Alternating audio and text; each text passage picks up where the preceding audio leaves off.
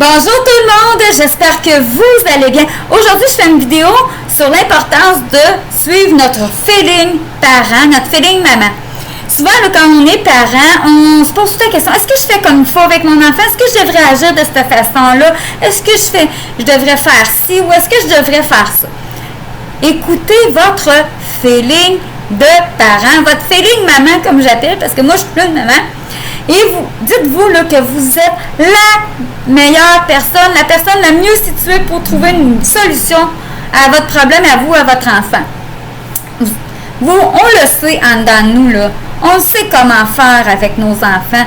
Puis si on ne sait pas comment faire, bien, on a certainement l'entour de nous, là, des personnes ressources, que ce soit les éducateurs, les éducatrices de votre enfant, que ce soit vos voisins là, avec qui vous avez des bonnes relations, ou des amis proches, ou que ce soit de la famille, que ce soit des professionnels de la santé quelconque, mais c'est certain qu'on est capable d'aller s'outiller pour nous aider avec nos enfants. Et bien, d'abord, avant tout, là, il faut écouter nos feelings.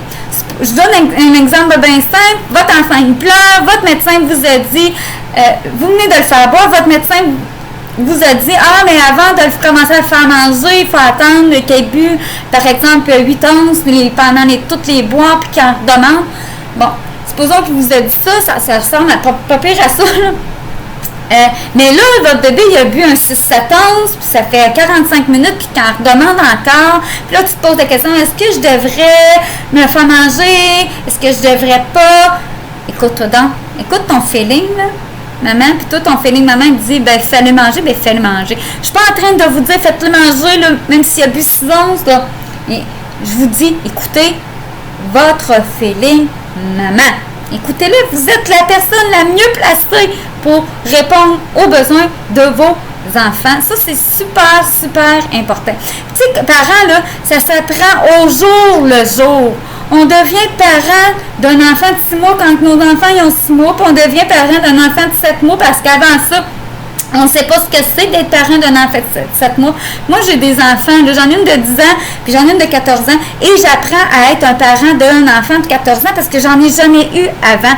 Et je me suis aperçue il y a à peu près 2 ans qu'il a fallu que je m'adapte mon rôle de parent parce que je ne pouvais plus être le parent d'un enfant, là. J'avais une adolescente avec moi. Alors, il a fallu que j'apprenne à devenir le parent d'une adolescence. Jour après jour, j'apprends à dealer avec la nouvelle réalité d'adolescent. Puis jour après jour, je deviens meilleur parent pour aider mon enfant dans ses défis. Et puis, oui, j'ai déjà eu un enfant de 10 ans parce que l'autre est rentré à 14 ans, mais c'est pas la même. C'est pas la même affaire, ils n'ont pas les mêmes défis. Je ne dois pas les aider de la même façon. Alors, c'est tout un apprentissage, là. C'est un apprentissage pour moi tous les jours de devenir parent. Le parent de mon enfant parce qu'il évolue, mon enfant.